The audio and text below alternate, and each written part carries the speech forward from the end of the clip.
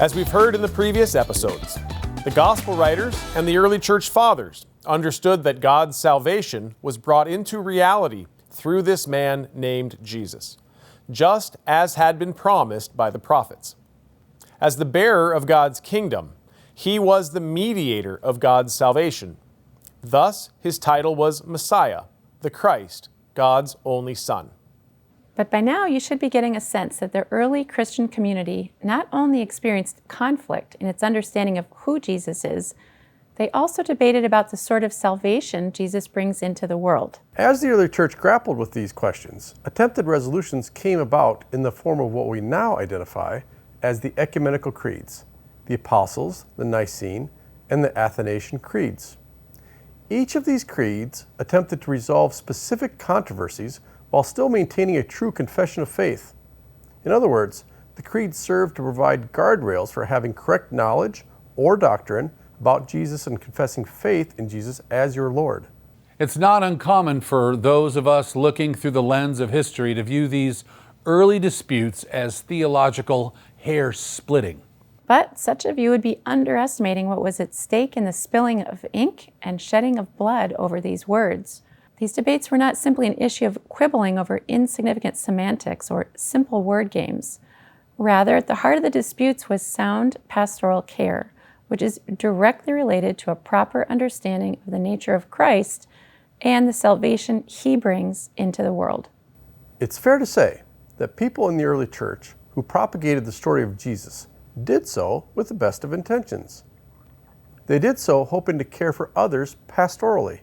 But, as we'll see, over the course of centuries, grievous errors in preaching Christ arose. We call the originator of these errors heretics, and their teachings heresy. If the intentions of the heretics weren't malicious, it's reasonable to ask what brought about the heresies. As we work through future episodes, a pattern will emerge. The main culprit of the origin and propagation of heresy was, and still is, the fact that Christ is seen only through the lens of the law, as opposed to being known as the promise. When one pays careful attention, however, one finds that the correction to the heresy offered by the early church fathers was also rooted only in the law.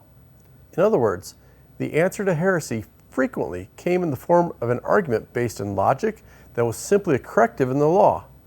Not surprisingly, the issue was not necessarily resolved. Think about it for a second. When the Apostle Paul and the writers of the Gospels put pen to paper, they did so proclaiming good news. And what was the good news? What is the gospel after all? Well, it is God's reconciling work toward humanity through the forgiveness of sin and the resurrection of the dead. Another way of saying this is that God's wrath is put to an end with his mercy. Moreover, the consequence of sin is overcome with the new creation in the resurrection. In future episodes, we're going to discuss the ecumenical creeds. We'll begin by looking at an intense conflict that arose in the early church known as Gnosticism and its attempts to spiritualize salvation as an escape from the limitations of an earthly existence. As we'll see, this heresy is addressed by the Apostles' Creed. From there, we'll take up the controversies and debates that are addressed by the Nicene Creed. Issues ranging from the bonds between creation and redemption to the nature and origin of Christ as human and God. In essence, creeds function to maintain and sustain the proclamation and propagation of the gospel. They do so by setting forth Christian teaching that is rooted in the Holy Scriptures. Creeds serve as guardrails for the Christian church to keep opposing teaching and perspectives from going too far in one direction or another. In the next several episodes, we'll gain a better understanding of how these opposing views both shaped the language of the creeds and how the creeds informed future conversations as they attempted to resolve controversies and conflicts.